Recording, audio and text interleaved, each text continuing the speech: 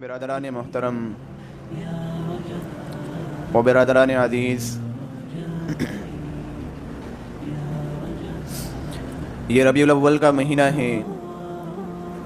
اور یہ وہ مبارک مہینہ ہے کہ جس میں رب العالمین نے محسن انسانیت خاتم الانبیاء رسول اکرم صلی اللہ علیہ وسلم کو رحمت مجسم بنا کر دنیا میں بھیجا۔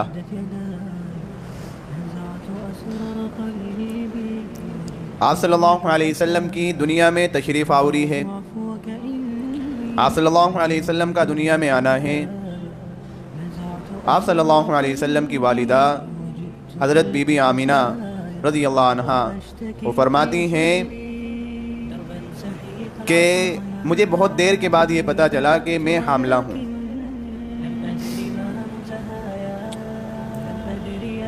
اور یہ حمل بھی بڑا عجیب و غریب تھا کہ بچے ماں کے پیٹ میں ہوتے ہیں تو ماں کو تکلیف محسوس ہوتی ہے،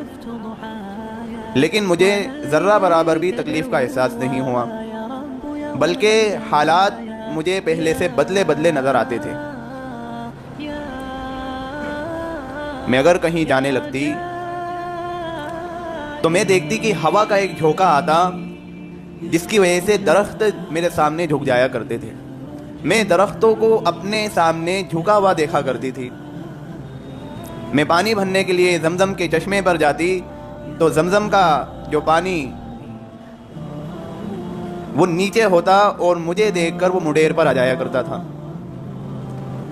وہ اوپر کی طرف آ جایا کرتا تھا اور میں آسانی سے پانی بھر لیا کرتی تھی۔ پھر میں دوبارہ جب جانے لگتی تو وہ پانی پھر نیچے آ جاتا۔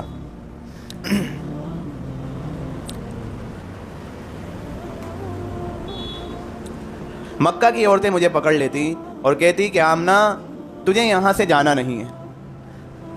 تیری وجہ سے ہم بھی آسانی سے سہولت کے ساتھ یہاں پر پانی بھر لیتے۔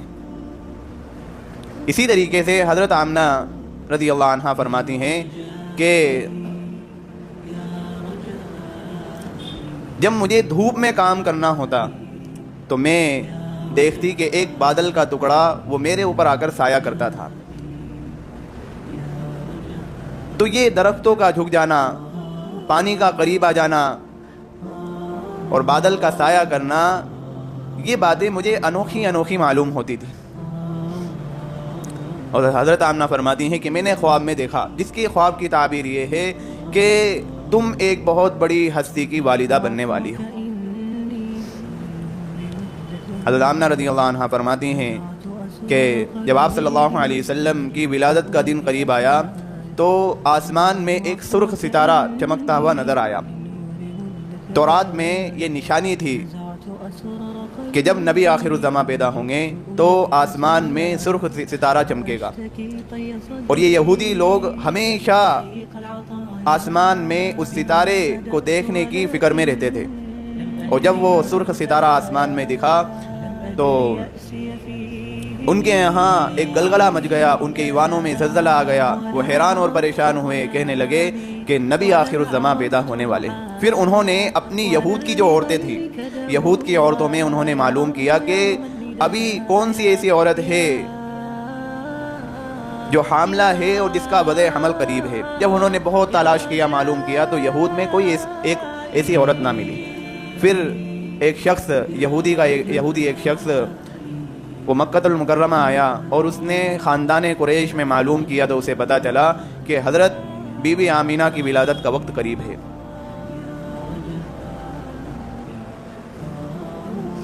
تو تب اس نے شور مچایا اور کہنے لگا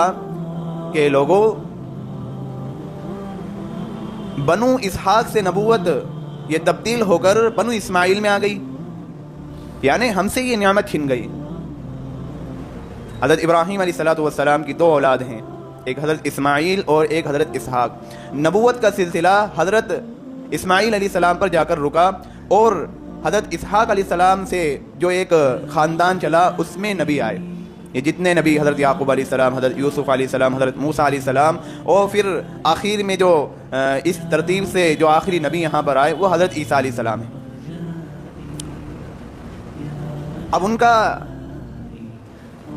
یہ امکان تھا، ان کو یہ یقین تھا کہ آخر الزماں جو نبی ہوں گے وہ بھی اسی خاندان میں سے ہوں گے. لیکن جب انہوں نے دیکھا کہ خاندان قریش میں سے ایک آدمی اٹھ کر کہتا ہے کہ میں آخری نبی ہوں، میں اللہ کا رسول ہوں، میں اللہ کا پیغمبر ہوں، تو ان کے لیے یہ بات ماننا مشکل ہو گیا. اور انہوں نے یہ کہنا شروع کیا کہ یہ کب سے ہو گیا کہ بنو اسحاق سے نبوت تبدیل ہو کر بنو اسماعیل میں آ گئی، کیونکہ حضرت اسماعیل علیہ السلام کے بعد پھر نبوت کا سلسلہ رکا رکھا، اور پھر آخری نبی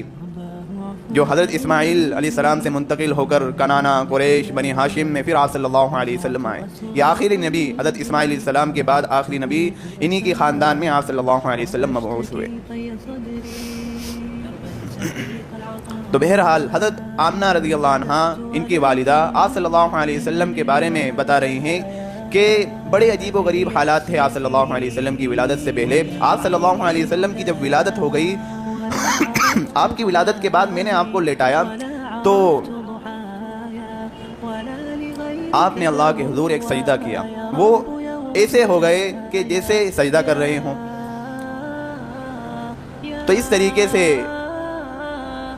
ستاروں کا قریب آ جانا، بادل کا سایہ کرنا اور درختوں کا جھک جانا،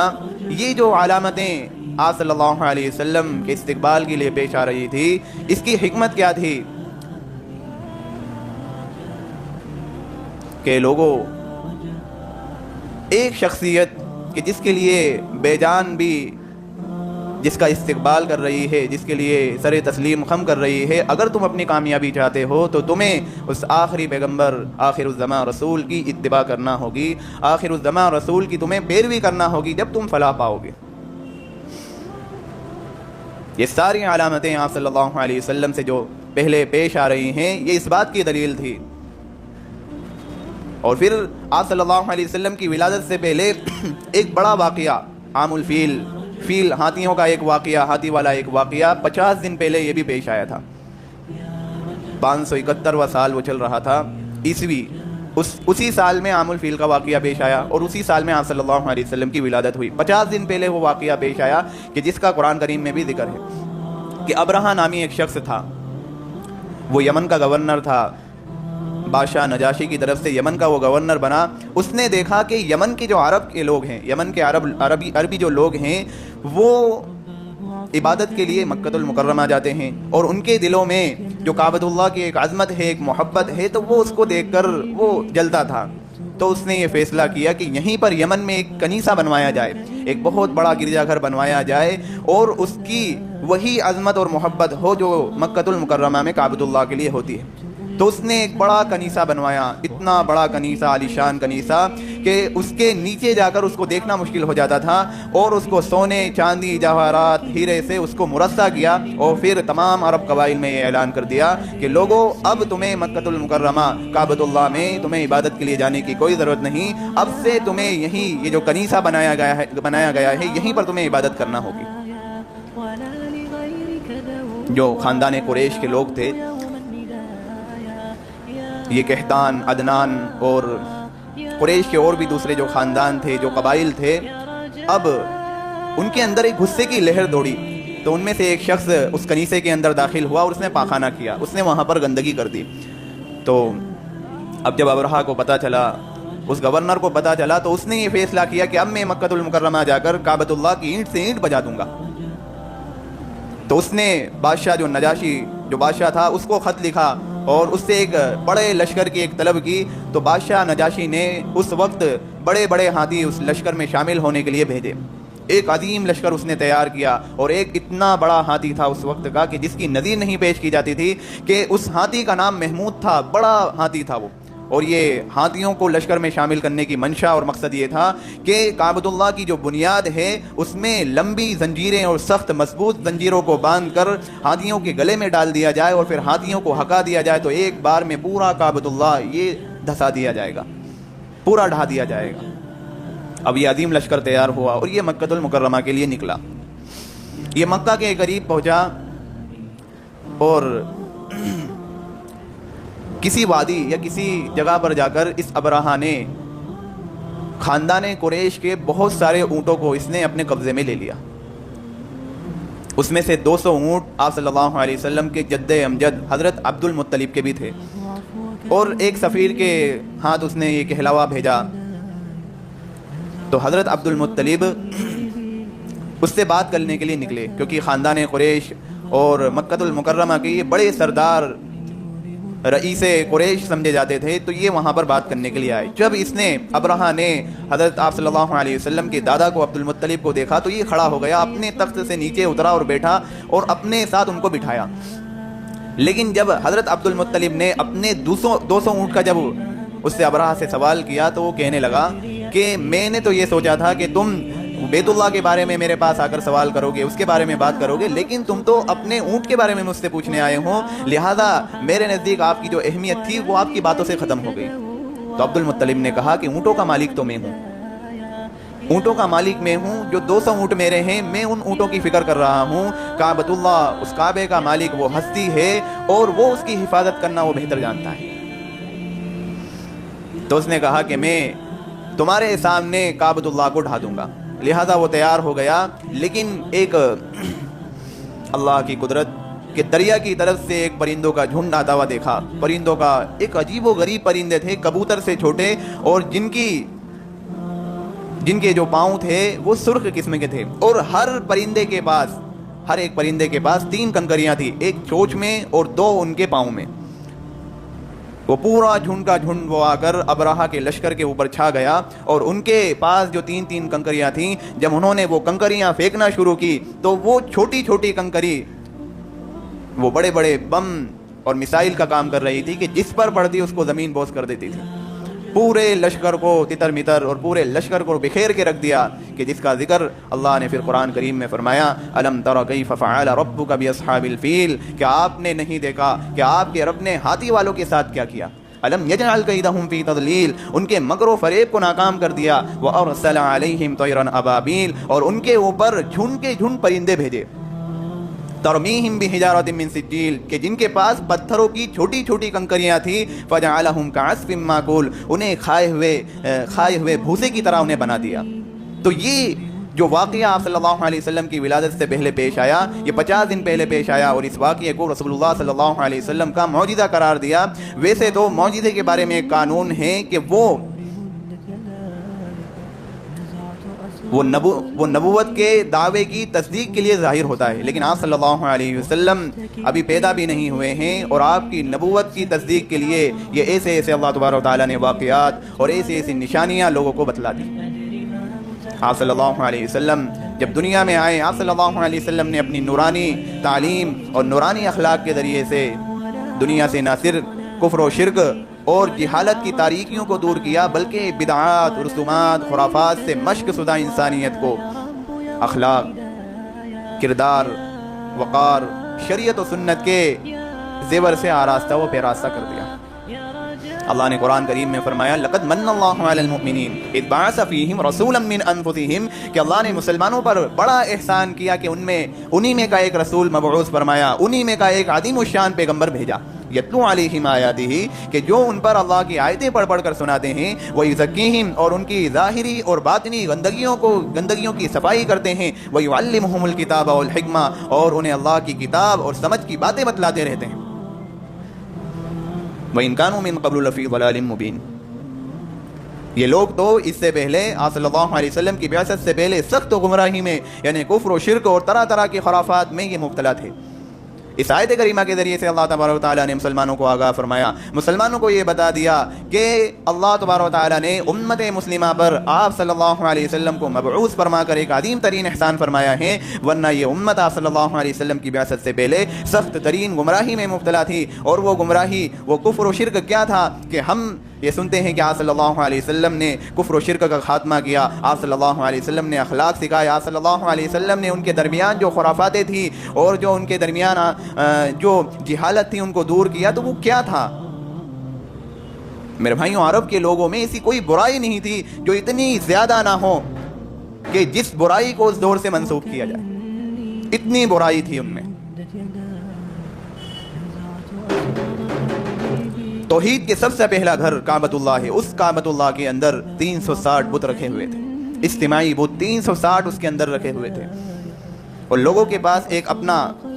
بت الگ ہوتا تھا جس کو وہ ہر حالت میں اپنے ساتھ رکھتے تھے۔ کہ چاہے وہ سفر میں ہوں چاہے وہ حضر میں ہوں، اپنے پاس ایک اپنی آستھا کے لیے ان کے پاس ایک بت ہوتا تھا، اور کسی کام کو شروع کرنے کے لیے وہ اپنی آستھا جتاتے تھے اور پھر اس کام کو شروع کرتے تھے۔ تو کعبۃ اللہ کے اندر 360 بت رکھے ہوئے تھے۔ آپ آج کہیں بھی سفر کر کے دیکھ لیں، کسی ایک جگہ پر 100-200 بت بھی آپ کو نہیں ملیں گے کہ جتنے بت کعبۃ اللہ کے اندر تھے۔ تو اس دور کو دور شرک، بت پرستی کا دور بھی کہا جا سکتا تھا۔ بے حیائی اتنی عام